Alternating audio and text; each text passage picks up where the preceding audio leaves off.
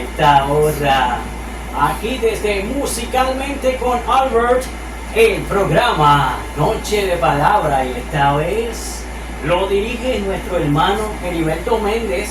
Nos quedamos en que vamos a continuar hoy la segunda parte, así que bendiciones a todos los que nos están mirando a través de las redes sociales. Les invitamos a que nos haga compañía y que comparta el programa de esta noche, que va a estar súper interesante. Así que para todos, en esta noche, en mi honor, mi placer es poder presentarles el programa Noche de Palabra con Heriberto Méndez. Así que adelante, Heriberto, muy buenas noches, Dios te bendiga. ¿Cómo estás, Heriberto? Amén, todo bien, Albert, Dios te bendiga. Dios bendiga a todos los hermanos que están a través de las redes sociales. Para mí es nuevamente un gozo, es un privilegio que Dios me concede una vez más para compartir con ustedes la poderosa palabra del Señor. Así que en esta noche no es para menos, nos sentimos gozosos, alegre, o sea, no hay palabras para describir el gozo interno que yo siento cuando expongo su palabra y cuando me siento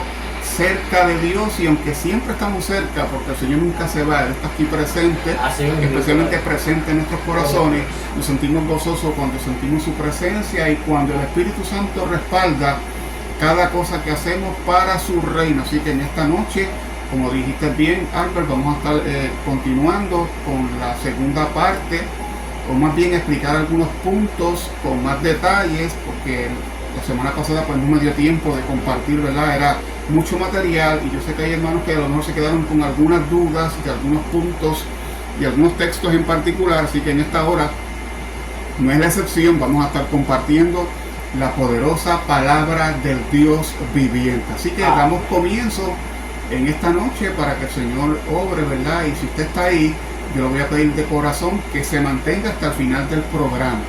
Hay gente que escuchan, ¿verdad?, ciertos puntos escatológicos que a lo mejor no los entienden en el momento y muchas veces pues apagan, ¿verdad?, o cambian de página o cambian de canal. Si estás en YouTube escuchándome en esta hora, yo sé que no es fácil, esto levanta pasiones, pero mire, mi hermano, tenemos que ir a las Escrituras, tenemos que ir a la palabra del Señor, porque la Biblia interpreta la Biblia, o sea, la Escritura interpreta la Escritura. No venimos aquí con interpretaciones personales, lo que yo creo, lo que a mí me parece más o menos, no, venimos con la poderosa palabra del Dios viviente. Y en esta noche no es para menos, vamos a estar compartiendo algunos textos de Mateo capítulo 24, también vamos a ir al Antiguo Testamento para que usted pueda tener con más claridad la doctrina y los puntos de vista escatológicos. Como dije en la semana pasada, esto es un río, yo diría todavía más grande, un mar. Esto es un océano, mi hermano, la escatología. Así que no pretendemos abarcar tanto en tan poco tiempo, bendito Jesús, porque esto nos podemos coger años y años hablando de la escatología bíblica, pero en esta noche le vamos a dar un poquito de luz por medio del estudio de la palabra. En esta época necesitamos la Biblia, necesitamos las Escrituras para que la gente pueda comprender con mayor claridad las Escrituras. Así que manténgase ahí, que vamos a compartir la palabra.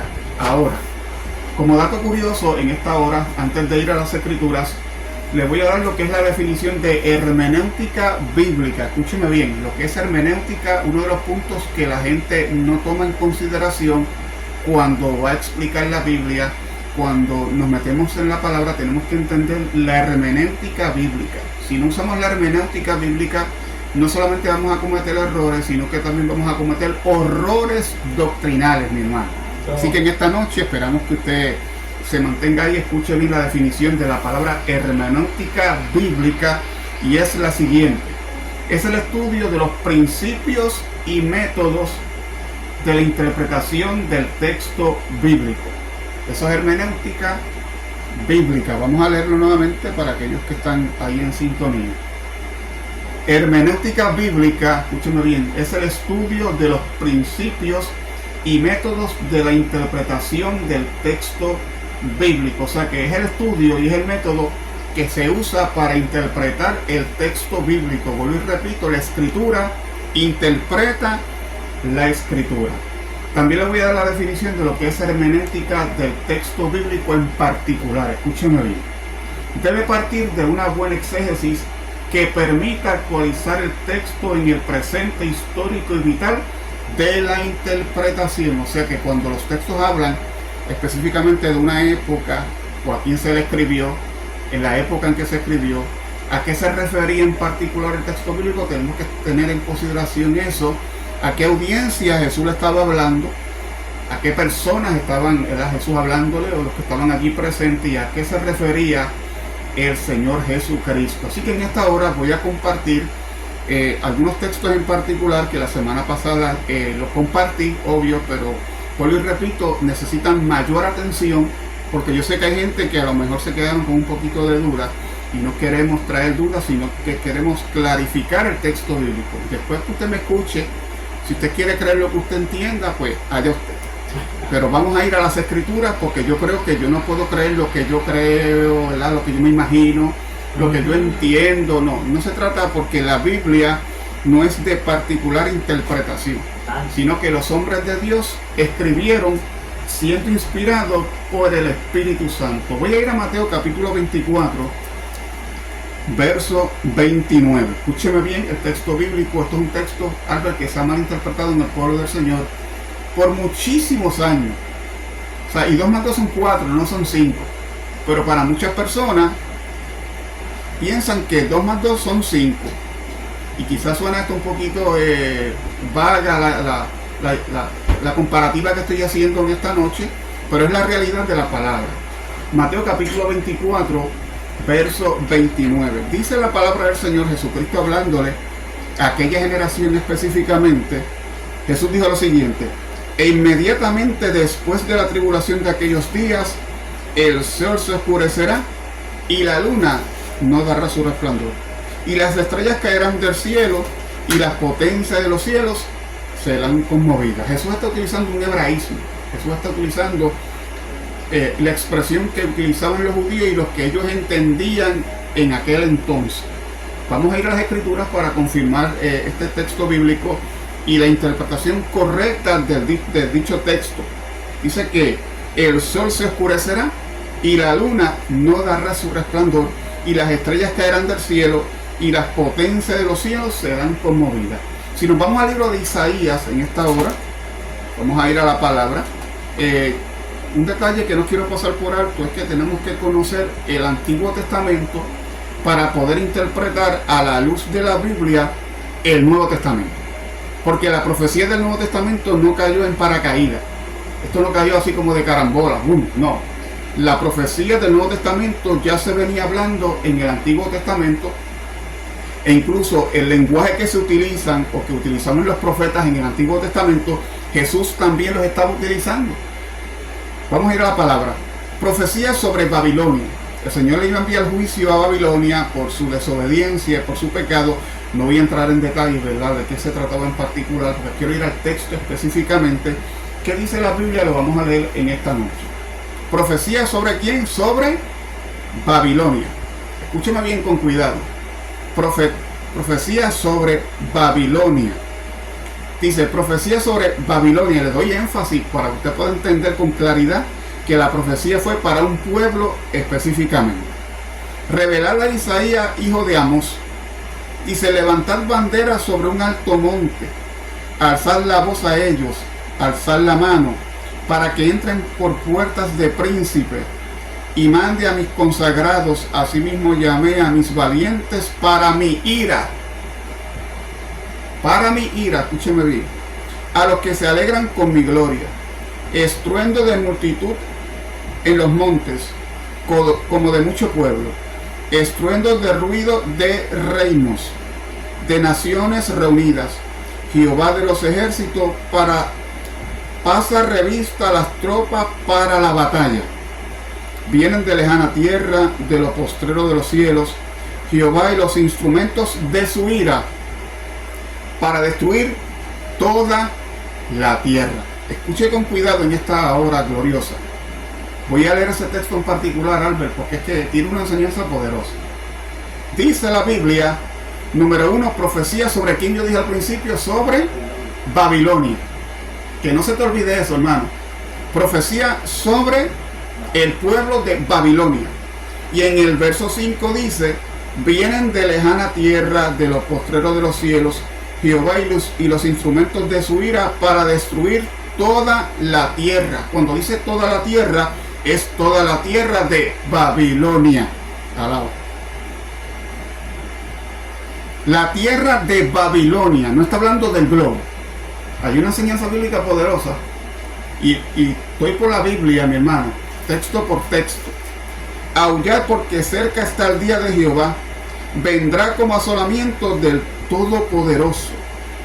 Por tanto, toda la mano se debilitará y desfallecerá todo corazón de hombre, y se llenarán de terror, angustia y dolores se apoderarán de ellos.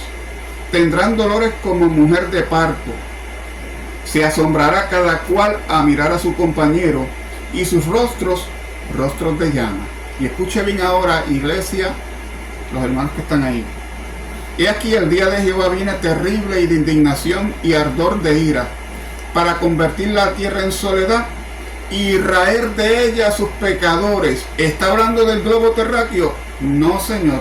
Está hablando de la tierra de Babilonia. Alaba.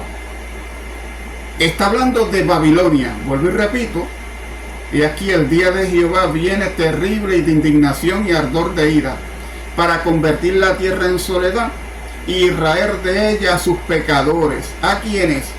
Al pueblo de Babilonia, a la gente que vivía en Babilonia. Por lo cual las estrellas de los cielos y sus luceros no darán su luz, y el sol se oscurecerá al nacer, y la luna no dará su resplandor.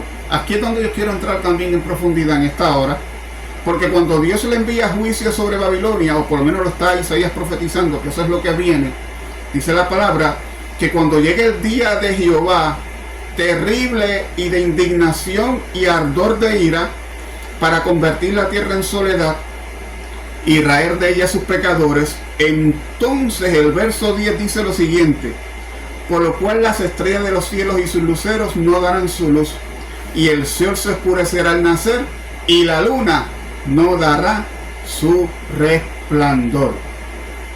Escúcheme bien, una comparativa con las expresiones que utilizó Jesús: y castigaré al mundo por su maldad, y a los impíos por su iniquidad, y haré que cese la arrogancia de los soberbios, y abatiré la altivez de los fuertes. ¿Qué dijo Cristo en Mateo capítulo 24? Escúcheme bien, verso 29. Inmediatamente después de la tribulación de aquellos días, el sol se oscurecerá y la luna no dará su resplandor, y las estrellas caerán del cielo, y las potencias de los cielos serán conmovidas. Me llama la atención lo siguiente: este texto que Jesús habló, ¿verdad? Estas expresiones que utilizó el maestro no son literales, esto es simbólico, mi hermano. Esto es una expresión que Jesús usa antes de enviarle juicio a la ciudad de Jerusalén, como le pasó a Isaías cuando profetizó y dijo que le iba a enviar juicio sobre la tierra de Babilonia. Por el que no entiende el texto bíblico dentro de su contexto y a qué se refería específicamente, la gente cree que cuando el sol se torna en tiniebla y la luna no dará su resplandor, es que hubo un eclipse solar o un eclipse lunar, y que las estrellas, literalmente, hay cuerpos de seres del segundo planeta, alabado Jesús, por decirlo así, están cayendo de otros planetas, que están cayendo meteoritos del espacio, de otros lugares. Mira, mi hermano, eso está hablando de algo simbólico cuando Jesús está refiriéndose al sol se tornará en tiniebla y la luna no dará su resplandor. Esa es la interpretación correcta de este texto bíblico, porque no hay de otra, mi hermano. Jesús está hablando como los profetas. Si nos vamos a Hechos capítulo 2, hablando del mismo tema, Hechos capítulo 2. Estamos aquí por las escrituras, mi hermano. Y si tiene alguna petición, la puede escribir. Si tiene alguna inquietud, la puede escribir, que al final estaremos orando por las peticiones o alguna inquietud que algún hermano tenga específicamente. Hechos capítulo 2, verso 14. ¿Qué dice la escritura?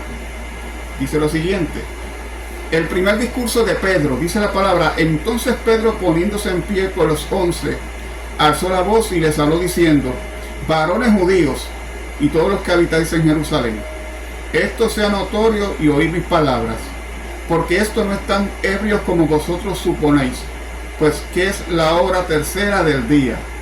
Mas esto fue dicho por el profeta Joel, que en los postreros días, dice Dios, derramaré de mi espíritu sobre toda carne, y vuestros hijos y vuestras hijas profetizarán. Vuestros jóvenes verán visiones, y vuestros ancianos soñarán sueños.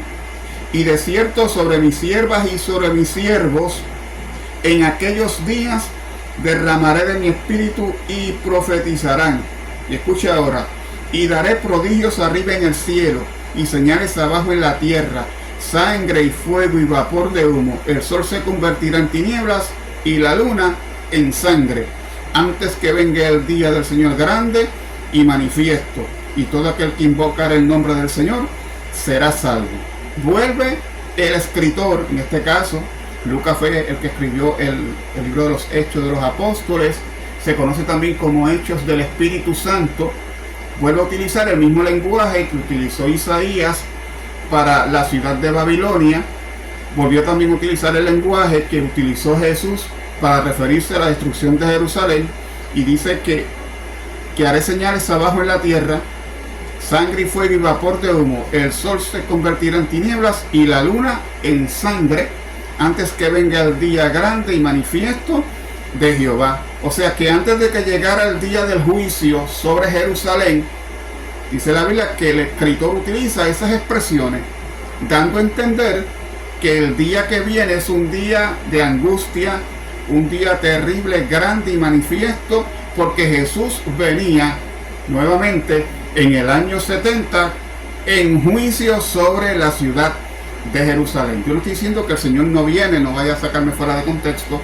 Estamos esperando al Señor, porque Él prometió que vendría un día, pero hay textos bíblicos que hablan solamente de la aparición de Jesucristo en juicio sobre aquella generación, y aquello se cumplió en el año 70. Amén. Así que por lo menos esperamos que en ese punto bíblico en particular, que por lo menos haya salido de duda, porque la palabra hay que interpretarla conforme a su contexto bíblico. Seguimos aquí interpretando la palabra del Señor. Vamos a ir también en el libro de Mateo, capítulo 24.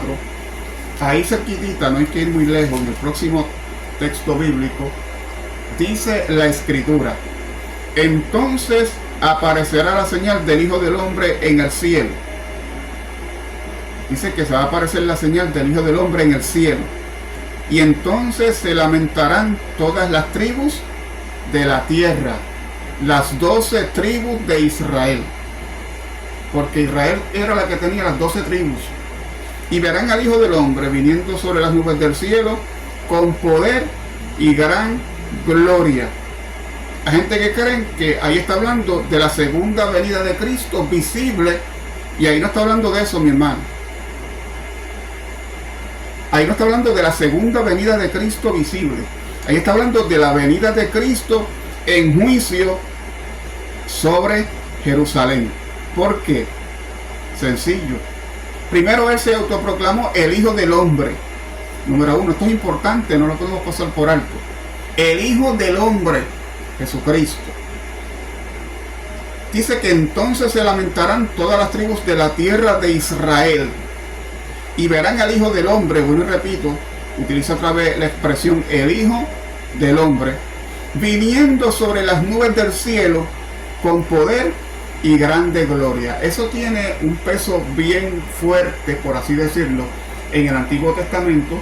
Pero antes de ir ahí, quiero traer, para no salirme del tema, gloria a Dios, porque necesitamos entender por las Escrituras a qué se refería cuando dice: y verán al Hijo del Hombre del cielo viniendo. El Hijo del Hombre viniendo sobre las nubes del cielo. ¿Qué implica la expresión que utilizó Jesús cuando dijo: y verán al Hijo del Hombre viniendo en las nubes? Hay gente que piensa que este texto está hablando de la segunda venida de Cristo en gloria, que viene en una nube y todo el mundo lo va a mirar y lo va a ver. No se refiere a eso al texto bíblico, se lo voy a probar en esta hora. Quiero ir al libro del profeta Daniel. Daniel capítulo 7. Esto es importante para poner en contexto la palabra del Señor y lo que quiso decir el Señor en el verso 30. Dice la Biblia que Daniel vio 4 bestias. Escúcheme bien. Tuvo una visión y vio 4 bestias. Vamos a ir a la Biblia para no pensar que yo estoy sacando esto fuera de contexto. Vamos a ir a las Escrituras para que pueda entender con claridad lo que se refiere Daniel en el capítulo 7.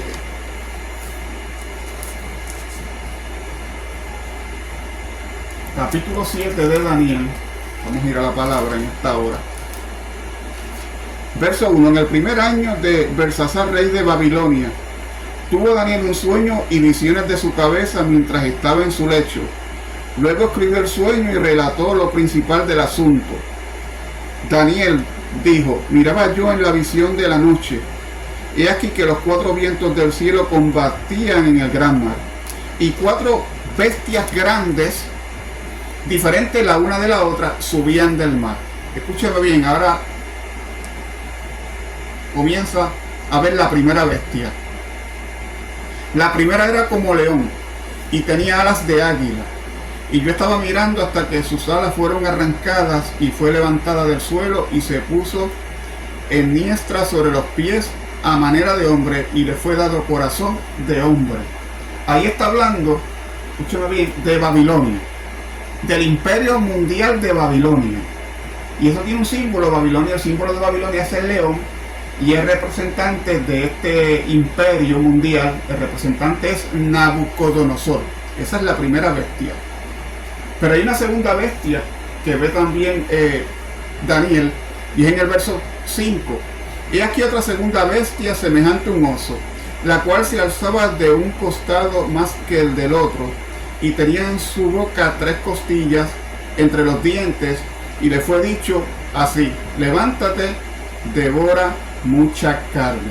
Esta segunda bestia es el reino de Persia. El reino de Persia, y el símbolo de Persia es un oso, y el representante de este imperio, de este reino mundial, es Ciro. Ciro gobernaba en aquel entonces en el reino de Persia. Esa es la segunda bestia que vio Daniel en este capítulo 7. Ahora había una tercera bestia. Dice la Biblia que después de esto miré, y aquí otra semejante a un leopardo con 4 alas de ave en sus espaldas. Tenía también esta bestia 4 cabezas y le fue dado dominio. La tercera bestia es Grecia, y el símbolo de Grecia es un leopardo. Escúcheme bien, el símbolo de Grecia es un leopardo, y el representante de aquel imperio era Alejandro el Magno. Ahora vamos a ir a la cuarta bestia, que es la que nos va a poner en contexto en esta noche, que es la que nos interesa. La cuarta bestia, dice la Biblia: después de esto miraba yo en las visiones de la noche. He aquí la cuarta bestia, espantosa y terrible, y en gran manera fuerte, la cual tenía unos dientes grandes de hierro, devoraba y desmenuzaba, y las sobras las hollaba con sus pies. Y era muy diferente de todas las bestias que vi antes de ella, y tenía 10 cuernos.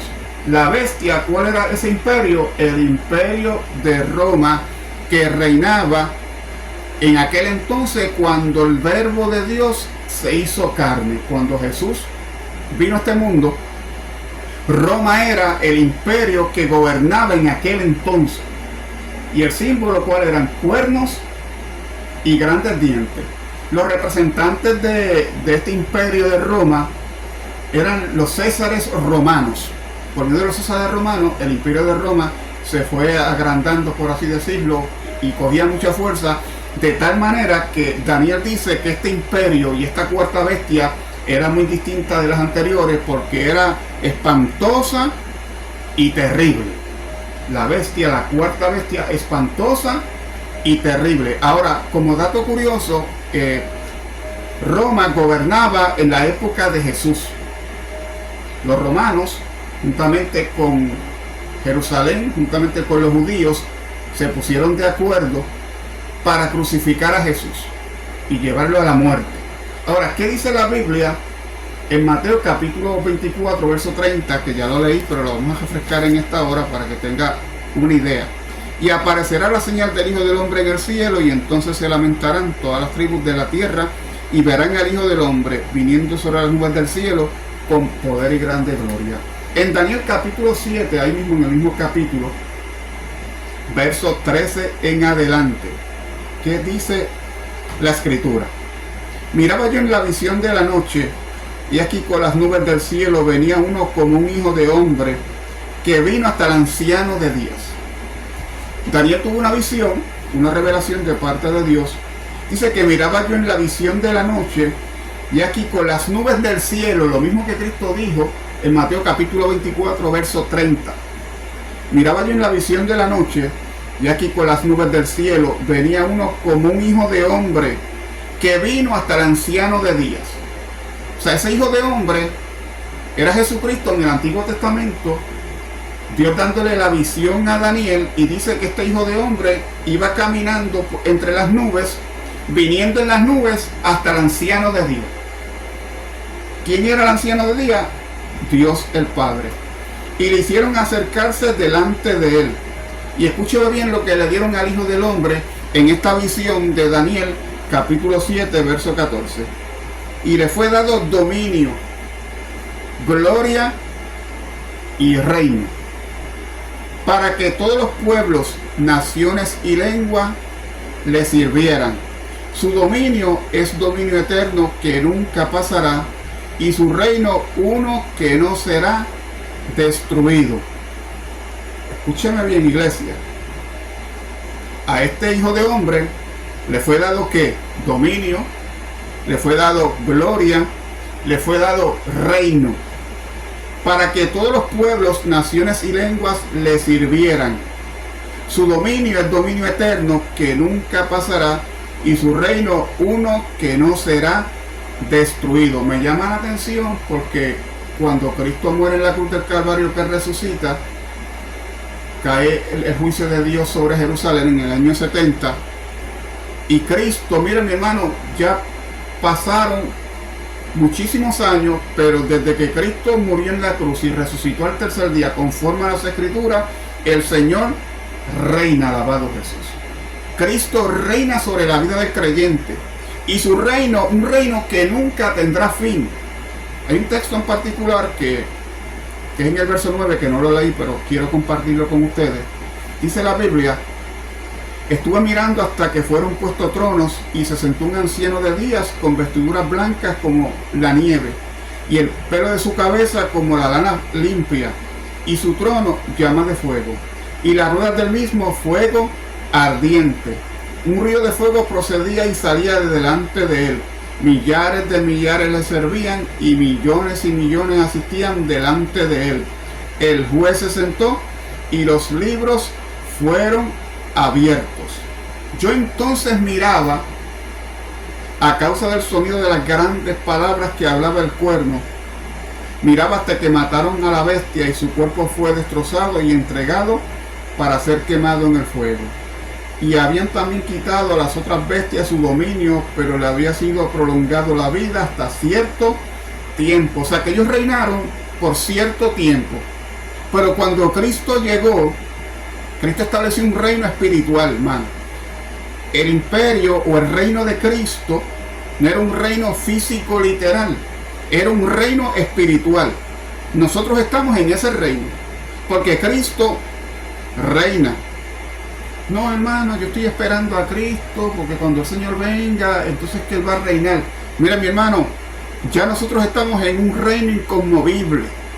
Eso lo dice el libro de Hebreos, que estamos en un reino inconmovible, que no puede ser movido por nada, que el fundamento de Dios está firme, y ese fundamento se llama Jesucristo.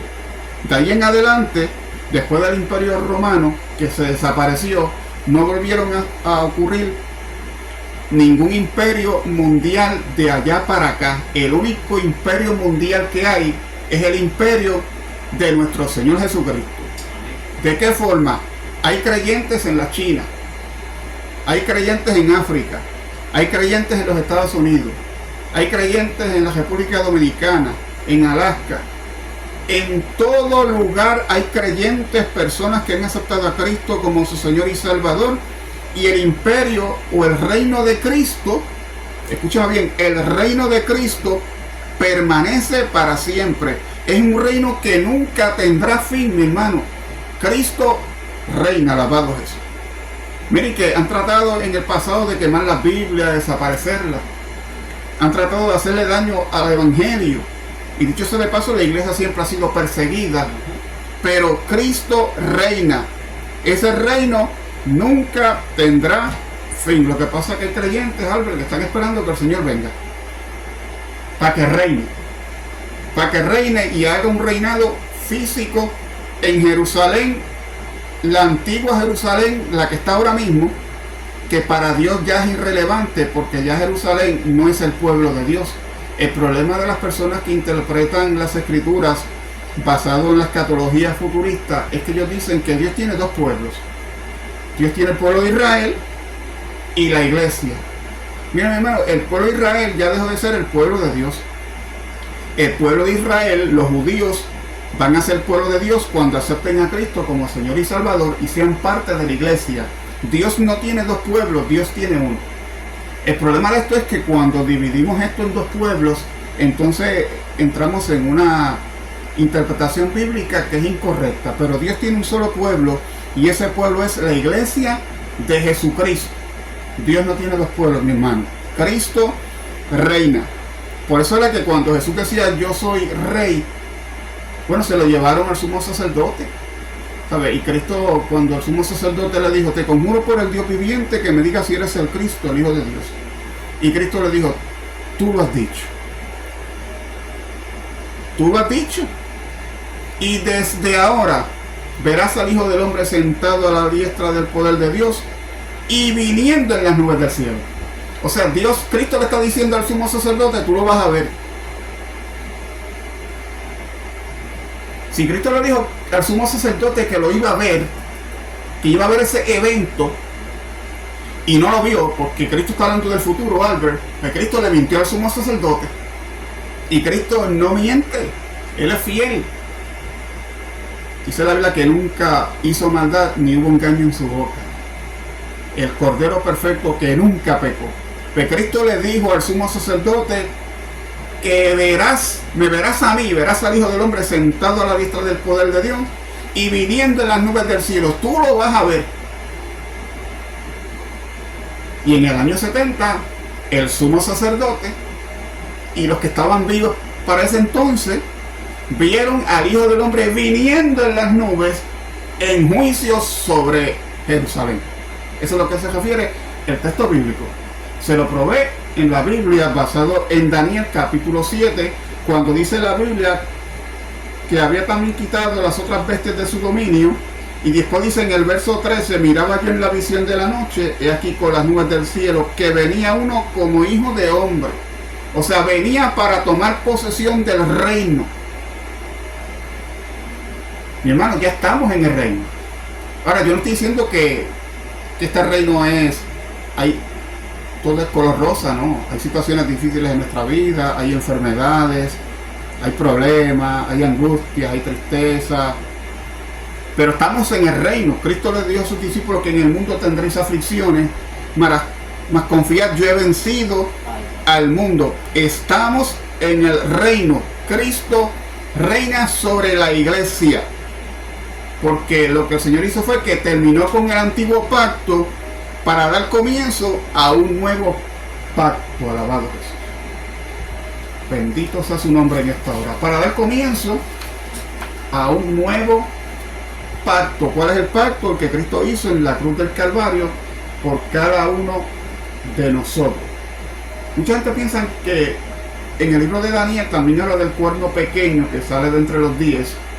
Se cree, según los estudiosos, se cree que este cuerno pequeño tiene que ver con Antíoco Epífanes. Antíoco Epífanes, que era un rey de Seleucida, que descendió de uno de los generales de Alejandro el Magno. Y entonces muchos teólogos dicen que este cuerno pequeño que sale entre los 10 es Alejandro el Magno, ¿verdad? conforme a los estudiosos de la Biblia. Podemos diferir en eso en algunos puntos, pero eso no es muy relevante para lo que estoy predicando o estoy hablando en esta noche, que estamos hablando de la venida del Hijo del Hombre en gloria. Cristo ya vino en gloria. No, Heriberto, ¿qué tú me estás diciendo? Tú me estás quitando la esperanza bienaventurada. Yo he creído toda la vida que el Señor viene. Tú lo que estás predicando es una herejía. ¿De dónde tú te sacaste eso? Mira, mi hermano, eso está en la Biblia. Eso está en las Escrituras. O sea, que hay gente que interpreta la Biblia, utilizan un solo texto, Albert, para interpretarla, pero no van dentro de su contexto. Y como yo dije ahorita, tenemos que utilizar la hermenéutica bíblica para poder darle la interpretación correcta a estos eventos escatológicos. Alabados. El cielo y la tierra pasarán, pero mis palabras no pasarán. ¿Qué estaba hablando Jesús cuando dijo el cielo y la tierra pasarán? Ese es otro texto bíblico que voy a tomar en consideración en esta noche, en Mateo capítulo 24, verso 35. Nos estamos gozando en esta hora. Anterior a eso hay un texto bíblico, que es el 34, que es un texto que la gente juega con ellos como si fuera una bolita de ping pong. Alaba. ¿Sí? Como si fuera una bolita de ping pong. ¿Cuál es? De cierto os digo que no pasará esta generación hasta que todo esto acontezca. Utilizan ese texto que habla de aquella generación y se lo traen para acá. Cogen el texto y se lo traen para acá, en el año 2000 y por ahí para abajo.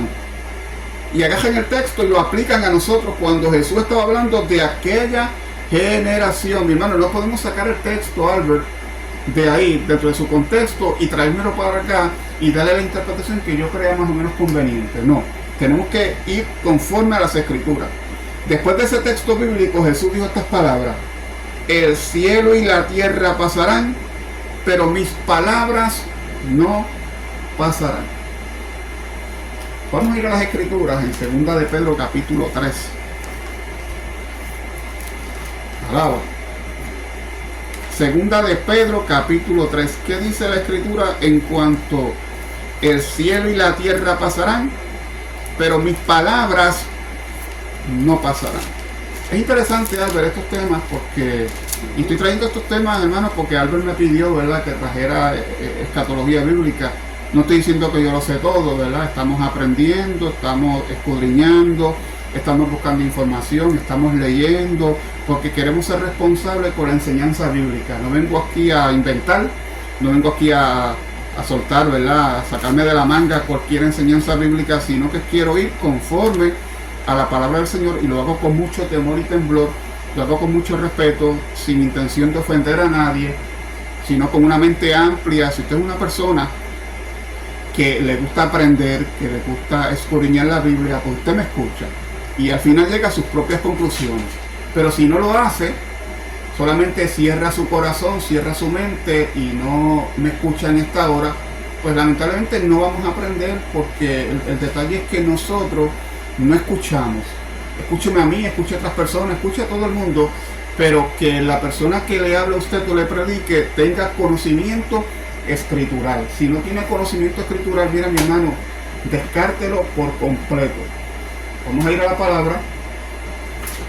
2 de Pedro capítulo 3, verso del 1 al 10. 2 de Pedro capítulo 3.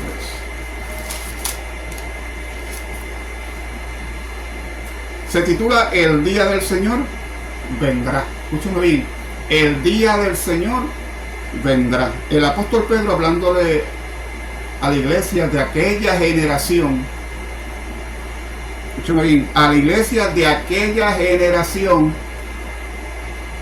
dijo lo siguiente: amados, esta es la segunda carta que os escribo. O sea, la primera fue, obvio, primera de Pedro, y ahora habla en la segunda carta. Y en ambas despierto con exhortación vuestro limpio entendimiento. Ellos tenían un limpio entendimiento. Ellos sabían de lo que Pedro les había hablado en la primera carta. Ellos ya tenían conocimiento de las palabras que Jesús les había hablado en aquella generación. porque los discípulos se encargaron de llevar la enseñanza a diferentes lugares. Para que tengáis memoria de las palabras que antes han sido dichas por los santos profetas y del mandamiento del Señor y Salvador dado por vuestros apóstoles. Escúchame bien.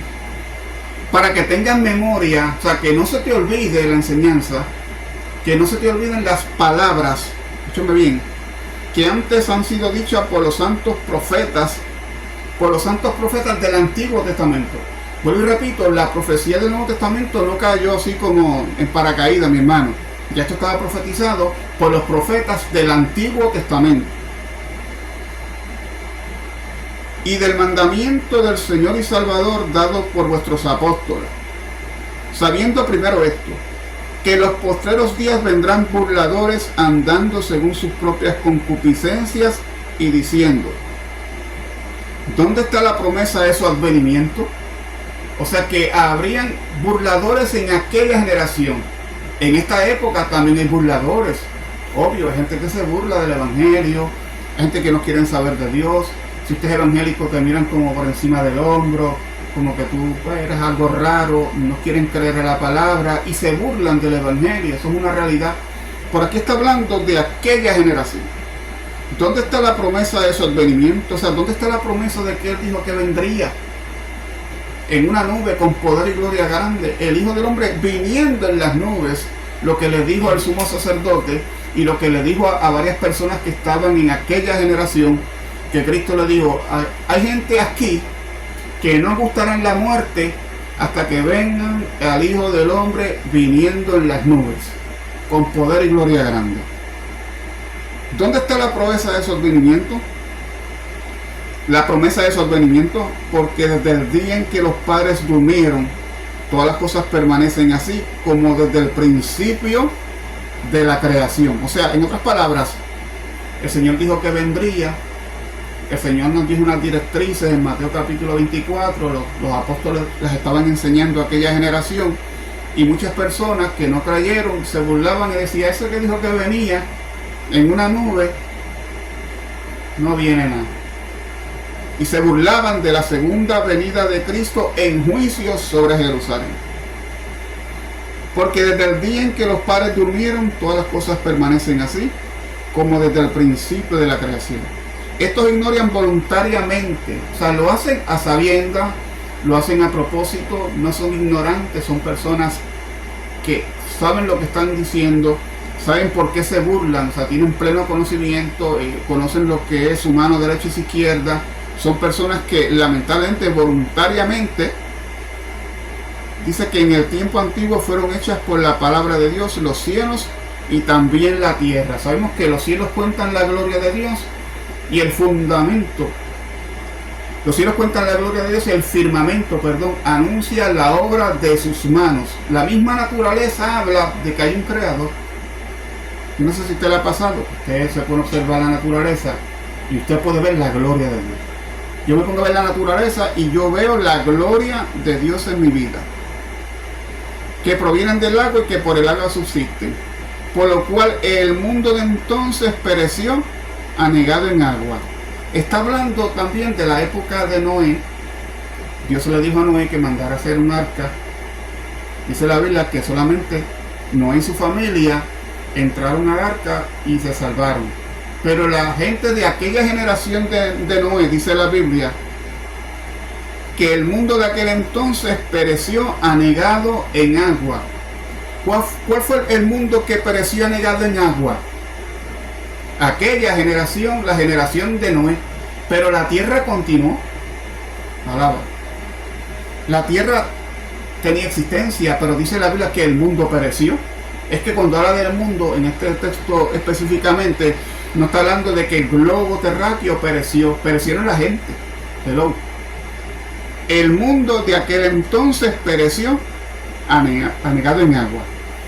Pero los cielos y la tierra que existen ahora están reservados por la misma palabra, guardadas para el fuego en el día del juicio y de la perdición de los hombres impíos. Ahí está hablando el apóstol Pedro de la venida de Cristo en las nubes.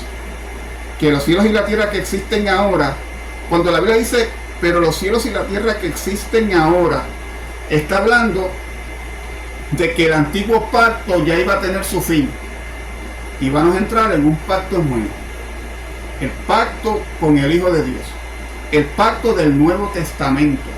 Ya lo que había en el Antiguo Testamento, aquella era una sombra de lo que habría de venir, y ese mundo del Antiguo Testamento, del Antiguo Pacto, ya iba a pasar. Pero los cielos y la tierra que existen ahora están reservados por la misma palabra, guardados para el fuego en el día del juicio y de la perdición de los hombres impíos. Mas, oh amados, no ignoréis esto, que para el Señor un día es como 1000 años, y 1000 años es como un día. Cuando la Biblia habla de que un día para el Señor es como 1000 años, y 1000 años es como un día, es que Dios no está en el factor tiempo, Dios está en la eternidad. Solamente que cuando la Biblia habla de 1000 años, no se refieren a 1000 años literales, sino que está dando un ejemplo del tiempo que hay conforme a la palabra del Señor en este texto específicamente, porque para Dios 1000 años es como un día y un día como 1000 años. O sea, Dios no está en el factor tiempo. El Señor no retarda su promesa, según algunos la tienen por tardanza, sino que es paciente para con nosotros, no queriendo que ninguno perezca, sino que todos procedan al arrepentimiento. Pero el día del Señor vendrá como ladrón en la noche, en los cuales los cielos pasarán con gran estruendo, y los elementos ardiendo serán deshechos, y la tierra y las obras que en ella hay serán quemadas. Puesto que todas estas cosas han de ser deshechas, ¿cómo no habéis vosotros andar en santa y piadosa manera de vivir, esperando y apresurándonos para la venida del día de Dios? ¿Cuál era el día de Dios? El día de la venida del Hijo del Hombre, que se iba a manifestar en juicio sobre Jerusalén. ¿Dónde lo dice? Esperando y apresurándonos para la venida del día de Dios, en el cual los cielos encendiéndose serán deshechos, y los elementos siendo quemados se fundirán. Pero nosotros esperamos, según sus promesas, cielos nuevos y tierra nueva, en los cuales mora la justicia. Y usted me dirá, pero hermano, ahí está hablando de elementos. Dice que en el cual los cielos pasarán con gran estruendo, y los elementos siendo quemados se fundirán. Ahora, si nos vamos al griego, la palabra que se utiliza en la palabra elementos es la palabra estoikion, que aparece 7 veces en el Nuevo Testamento. Por ejemplo, la palabra elemento implica en esta hora, escúcheme bien, componente, pieza, fundamento, ingrediente, sujeto o tipo. Eso es lo que significa la palabra elementos. Yo repito, elementos implica ingrediente, componente, pieza, fundamento, sujeto o tipo. Vamos a ir a las escrituras en Gálatas capítulo 4, versos 3 y 9. Gálatas capítulo 4, versos 3 y 9. ¿Qué dice la escritura?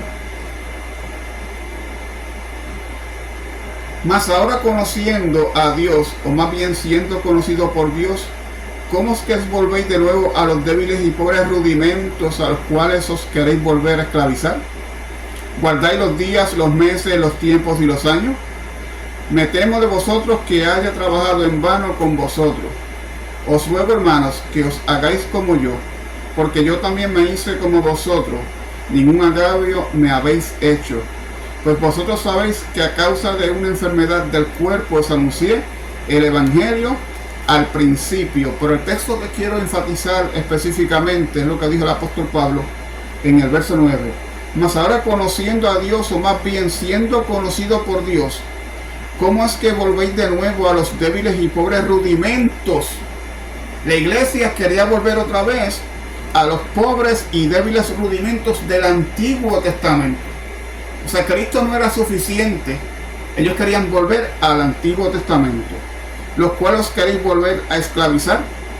O sea, volver otra vez a los rudimentos del Antiguo Testamento era una esclavitud para aquellos que ya eran libres en Cristo Jesús. Guardáis los días, tenían que guardar los días, los meses, los tiempos y los años. O sea, ellos tenían o querían volver al Antiguo Testamento cuando ya era una sombra de lo que habría de venir. Cristo vino a destruir y a echar fuera los rudimentos del antiguo pacto. Dentro de ese contexto, la Biblia dice que los cielos pasarán con grandes truendos y los elementos se fundirán. No está hablando del planeta, que Dios va a coger el planeta y lo va a hacer pedazos y lo va a destruir. No está hablando del planeta Tierra, está hablando del pacto que se hizo en el Antiguo Testamento por medio de Moisés, el pacto Sinaí que Dios hizo con los israelitas en el Antiguo Testamento. Y cuando entramos en el nuevo pacto, que es Cristo Jesús, el fundamento de la iglesia, entonces Cristo dijo: los cielos y la tierra pasarán, pero mis palabras no pasarán. En otras palabras, el antiguo pacto ya iba a quedar obsoleto, sino que ya íbamos a entrar en el nuevo pacto, y ese nuevo pacto es Jesucristo. Ese nuevo pacto es la iglesia del Señor. Ese nuevo pacto es la novia del Cordero. Nosotros como creyentes somos la novia del Cordero. Cristo es el novio, obvio, y nosotros somos la novia del Cordero. Por lo tanto, en esta hora, cuando la Biblia me habla a mí de que los cielos pasarán con gran estruendo y los elementos ardiendo se fundirán, está hablando de que ya se acabó el antiguo pacto y entramos en el nuevo pacto. Ya estamos en ese pacto, el pacto que Cristo hizo con sangre en la cruz del Calvario. A su nombre damos gloria en esta hora. Dice la Biblia en el libro de Hebreos, hablando el escritor de Hebreos, hablando de la apostasía para que el pueblo de Israel, aquellos que creyeron en Jesús, aquellos que nacieron de nuevo, como el Señor le dijo a Nicodemo: tienes que nacer de nuevo si quieres ver el reino de Dios. Dice la Biblia: acerca de esto tenemos mucho que decir y difícil de explicar, por cuanto os habéis hecho tardos para oír, porque debiendo ser ya maestros, alaba, porque debiendo ser ya maestros después de tanto tiempo, tenéis necesidad de que os vuelva a enseñar cuáles son los primeros rudimentos de las palabras de Dios, y habéis llegado a ser tales que tenéis necesidad de leche y no de alimento sólido. Y todo aquel que practica, que es partícipe de la leche, es inexperto en la palabra de justicia, porque es niño. Pero el alimento sólido es para los que han alcanzado madurez, para los que por el uso tienen los sentidos ejercitados en el discernimiento del bien y del mal. Y escucha ahora lo que el escritor de Hebreos le dice a los hebreos: por tanto, dejando ya los rudimentos de la doctrina de Cristo, vamos adelante a la perfección, no echando otra vez el fundamento de arrepentimiento de obras muertas de la fe en Dios, de la doctrina de bautismo, de la imposición de manos, de la resurrección de los muertos y del juicio eterno. Y esto haremos si Dios en verdad lo permite. Porque es imposible que los que una vez fueron iluminados y gustaron del don celestial y fueron hechos partícipes del Espíritu Santo, y asimismo gustaron de la buena palabra de Dios y de los poderes del siglo venidero, recayeron, sean otra vez renovados para arrepentimiento, crucificando de nuevo para sí al Hijo de Dios y exponiéndole a vituperio. Mira, mi hermano, esto es claro en la Biblia. Dejando ya los rudimentos de la doctrina de Cristo, vamos adelante a la perfección. Cada día nos perfeccionamos más en Cristo, porque el que comenzó en nosotros la obra la va a ir perfeccionando hasta el día de Jesucristo. Nosotros como creyentes tenemos que entender lo siguiente, que ya no estamos bajo el antiguo pacto, y muchas expresiones bíblicas se refieren al antiguo pacto que ya quedó obsoleto delante del Señor, y ahora estamos en el nuevo. Ya nosotros somos la casa de Dios, Ángel. Alaba. Ya somos la casa de Dios. Aquel templo fue destruido porque aquello simbolizaba la presencia del Señor en el Antiguo Testamento, pero el Señor, dice la Biblia, que vino en juicio sobre Jerusalén, destruyó el templo, y ahora nosotros somos el templo de Dios. La iglesia, porque ya entramos en el nuevo pacto, ya entramos en la tierra nueva y en el cielo nuevo, porque ya estamos en el pacto con Dios. Lo que pasa es que no podemos entender esto con una mentalidad occidental. Nosotros tenemos una mentalidad occidental y la Biblia tenemos que entenderla basada a las expresiones de una mentalidad oriental. Los orientales entendían bien claro las escrituras. Cristo hablaba como profeta y ellos lo entendieron claramente. Lo que no entendemos muchas veces somos nosotros, porque no entendemos lo que es un hebraísmo, lo que es una prosa apocalíptica, lo que son poesías en la Biblia, a quién Cristo le habló específicamente, a qué se refería el Señor cuando dijo esas palabras. Las escrituras y las profecías del Nuevo Testamento, como dije hace varios minutos, no cayeron así en paracaídas, sino que ya estaban profetizadas en el Antiguo y se cumplieron en el Nuevo Testamento. Por lo tanto, en esta noche, que prácticamente ya terminé, tenemos que entender que la Biblia, escúchame bien, en esta hora gloriosa, la Escritura interpreta la Escritura. Si usted se escandaliza, ¿verdad?, con esta enseñanza, yo he estudiado los dos puntos de vista. Yo he estudiado, y bueno, yo me crié toda la vida en el dispensacionalismo, en la doctrina del dispensacionalismo futurista, que todos los textos bíblicos la gente los lleva al futuro. Oye, Heriberto, ¿y cuál es el futuro de nosotros? Bueno, el futuro de nosotros es cuando Cristo venga por segunda vez visible y entremos en esa eternidad con Dios. Yo lo estoy esperando. Pero este asunto de rapto, este asunto de que los 7 años antes de tribulación, eso no tiene base bíblica. Eso no, la Biblia no habla de eso específicamente, sino que hay textos, Albert, que lo sacan fuera de contexto y le dan una connotación para el futuro. Y entonces ahí es donde está el problema, que no interpretamos la Biblia conforme a las escrituras, utilizando la hermenéutica bíblica, no utilizando tampoco la hermenéutica del texto bíblico en particular, y por eso es que muchas veces se cometen horrores escatológicos. Entonces hay gente que no pueden dormir, gente que no pueden descansar, hay gente que están como en esa expectativa porque todo le asusta, porque el Señor puede venir esta noche de sorpresa, y si yo no estoy orando, me quedo. Si yo no estoy haciendo esto, me quedo. Entonces entramos en ese pánico de cierta forma, porque no queremos ver la realidad de que hay textos bíblicos que nada tienen que ver con el arrebatamiento de la iglesia. Yo sí creo en un arrebatamiento, por ejemplo, en su segunda venida visible, que seremos arrebatados y seremos transformados y así estaremos siempre con el Señor. Pero no ese rapto pretribulacional, ese rapto secreto, invisible, eso no tiene base bíblica para nada.